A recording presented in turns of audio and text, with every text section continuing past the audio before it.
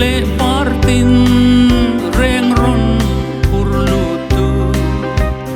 ram mat suan chu hei nge hi ria runan rem trin wang khodaya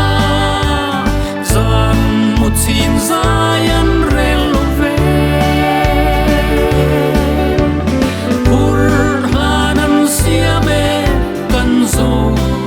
ramta chun le zan cholovin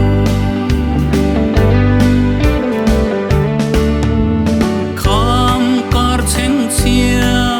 an zo ni tele khuang ro pui sur kara sui lung phangin zam hel puwa se ir zai reng an rel ngai lo ria runan rem trin wang khodaya zan mutin zayan relove pur hanan siame kan zo ramta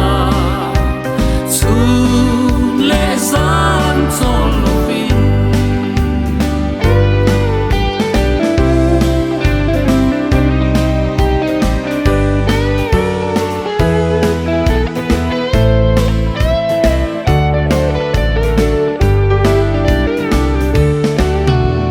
hei lo liama ramtan bi trangka chung tin te cho